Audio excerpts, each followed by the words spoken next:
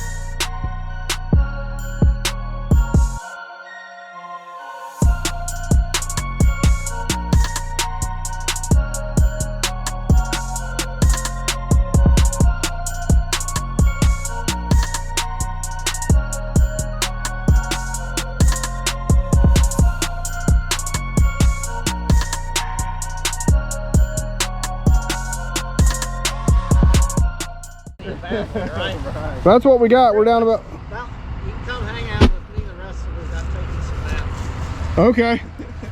So we got down about 14 feet. It's clay, organic stuff on top, and then we got into some clay, and then it's just pure, kind of pure sand down there at the bottom. So you can tell by that water and how it's like, yeah, like the sandy water. Yeah. A lot of water down in there, but I mean, we're close to the beach, so water table's always pretty higher up here. So you guys can see what we dug out of the ground here. Got this nice clay.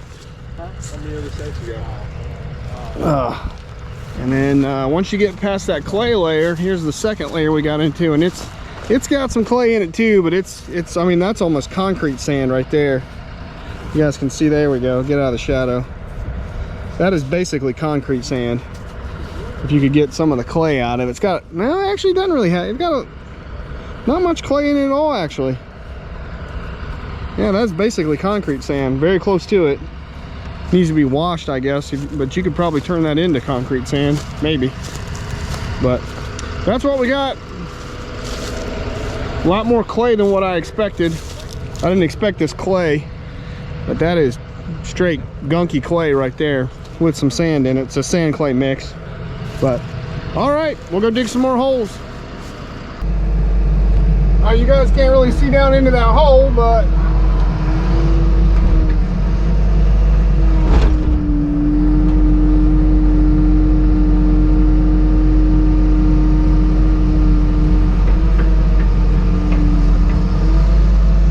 that's what we're digging out right there.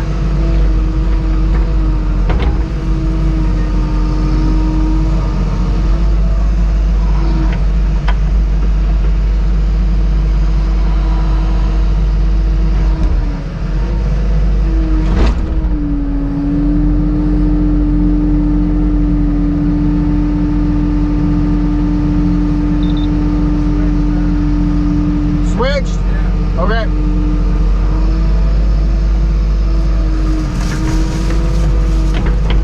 So I just switched over from that clay I was digging out right there over now. We got this sand.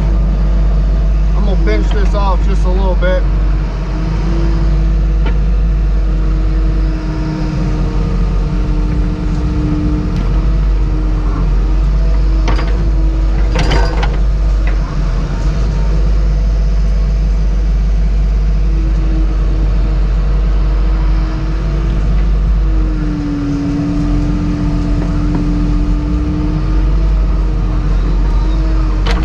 Done that before, and I got to digging. I need to cut my bench down a little bit.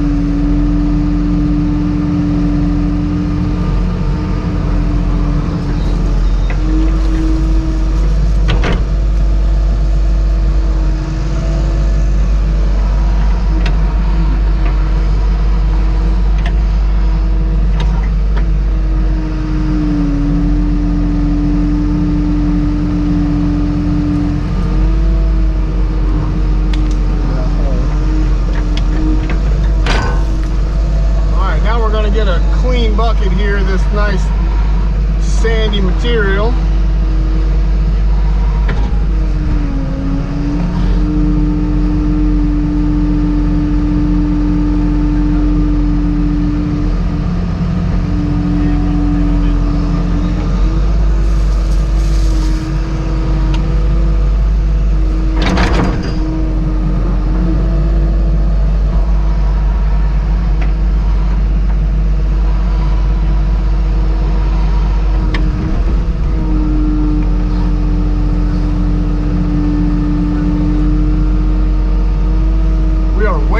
that hole, fellas.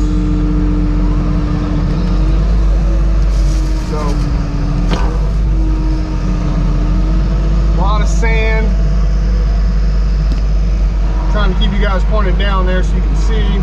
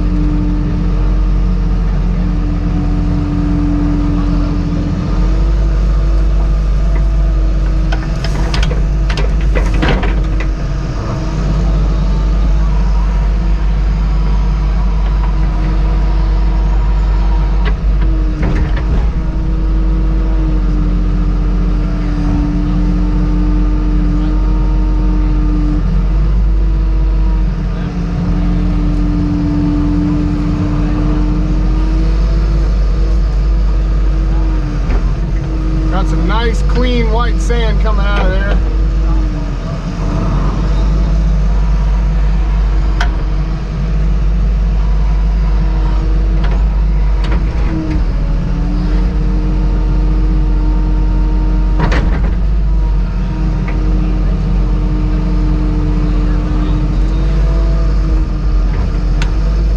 Yeah, that is just pure sand down at the bottom now.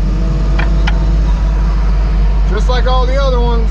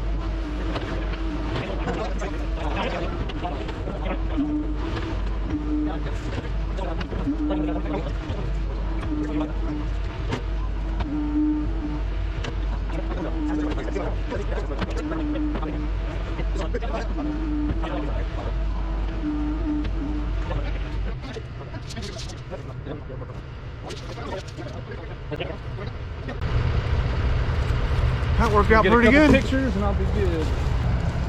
All right, a lot less water over here. We didn't have any, I benched it. I made a nice bench here, but we didn't have no cave-ins this time. But how deep did you say we were down? About 12 feet there. 12 feet, yeah. The other bucket about 13. 13, so this worked out pretty good. You can see the clay layer transitions over to that sand. If you guys can see that there, the shade's kind of blocking it, but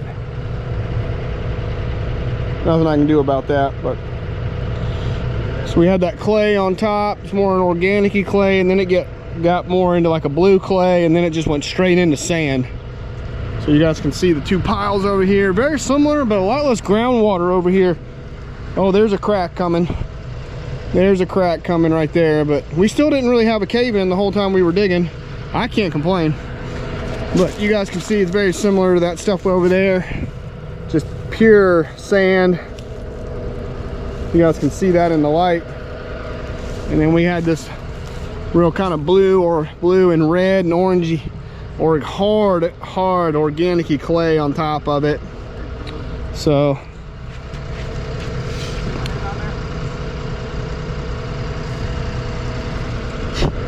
oh, there it went. It's coming. Oh, there she goes.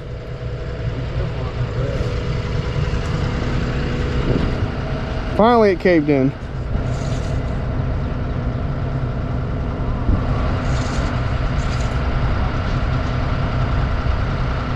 I think they're trying to read where the groundwater, where the water table is, where the groundwater's coming in at. That's what they're trying to read right now. 6 feet here. Water's at 6 feet. Yeah. Well, it held up long enough for us to dig it. That's all that matters.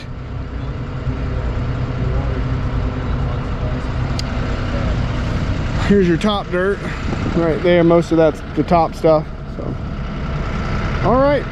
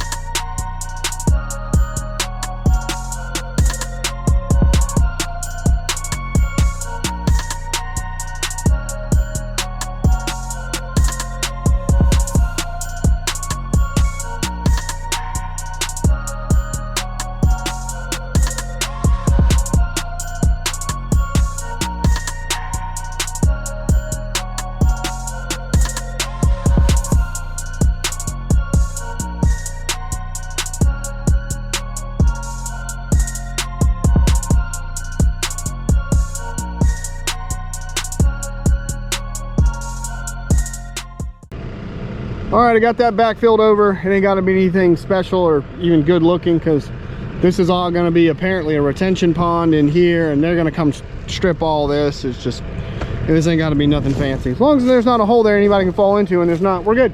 So we got one more hole to go dig, and then we might get into some mulching this afternoon. I don't know, we'll have to find out. Somebody else came in here while I was at the expo last week after the snow melted and come through here and mulch some more stuff. The owner here's got another guy that he calls every once in a while to operate this machine when I'm not available. So somebody came in here and ground some stuff up. All right, one more hole to dig. All right, guys, here's our fourth and final test hole, and it had a lot of water. We got down about 6 feet, and I can just see the water poured out. It's already collapsed in on itself, regardless of my benching. attempt there. I had a really nice bench on this one too. I cut it down really low, and man, the water is, there's a lot of water. It started coming out about 6 feet and on this end right here and never stopped. It's flowing out like a river, so I knew it was coming, but we got it down where we needed to go. And engineer said I can go ahead and start backfilling all this, so we'll start filling all this in. I'm not going to film that because that just seems boring and you guys probably don't want to see that crap. So and then hopefully that'll take me about an hour, and then should have a couple hours to get in a little bit of mulching time today. So we'll let me fill these holes in, and we'll go back over there to the other end and hook the mulcher back up. All right guys, got you can see I got all the holes back filled in, standing on one right here. Got the TMC Kinsella mulcher hooked up, and so this is that road that I initially cut in with my mini excavator all the way out to the highway. The geotech guys are still here doing something. So the surveyors want some trails cut between here and that slab, and they've already kind of got this started right here. I'm trying to see if I can find a path through here to weave that machine through. I mean, it's just thick with trees in here, man. That might be doable right through there. I'm seeing a path right through there. We'll try it. I mean, I do got some bigger trees to take down, but nothing like that size. So, all right, let's just give it a go. So, somebody's been in here, left a bunch of chunks on the ground. I'll have to clean all that up a little bit. Doesn't mess with the tracks, but I'll sharpen the teeth tomorrow. They don't look like they're in too bad a shape though. Let's take a quick look. Nah, they're not too bad. Not great, but they're not horrible either. We can make them work for the next couple hours. I only got about 2 hours of daylight left. So as always, if you guys are interested in this awesome TMC Kinsella equipment, you can check out my friends over at CC Equipment. They are a full line dealer of all this awesome TMC Kinsella equipment. We've got any size excavator. As a matter of fact, I was talking to the sales guy the other day. We just quoted an excavator head for like a 220 Hyundai, I think. So we got any size excavator, skid steer, PTO tractor. Obviously got the little mini skid heads that you just saw on my channel a few weeks ago. So there's a link and a phone number in the description below, and you can use the promo code IDIGIT and they'll hook you up with whatever you want. So let's go around into this trail and see if we can't cut from here to that house slab. Let's go.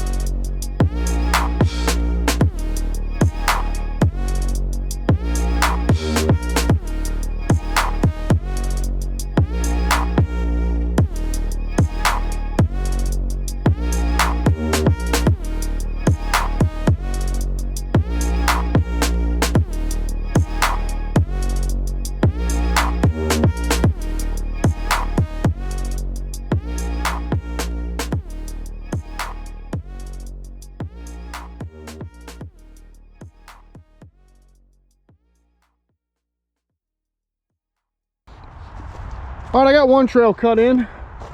It's not really a long run, but I mean, there's just a lot of big trees in here. We'll walk it really quick, see how it looked. So it turned out, I think it turned out pretty good. Got a little tight in here for sure with that bigger machine. If I'd had the little Kubota I got, it would have been it would have been easier getting through here, but it would have been a little bit harder chewing up some of this bigger material. So there's pros and cons to both machines. I mean, the Kubota would have been easier to work my way through here, but it would have taken a lot longer to chew the material up. So, but that should work for the surveyors to be able to walk through here now, not have to fight with anything as far as the vines and stuff go. So tomorrow they want at least one more trail, and then we got to chew up a bunch of stuff down there on the end, down there by the road. I still got to open up that road. I came over here last Saturday. Was it last Saturday or the Saturday before, whatever it was?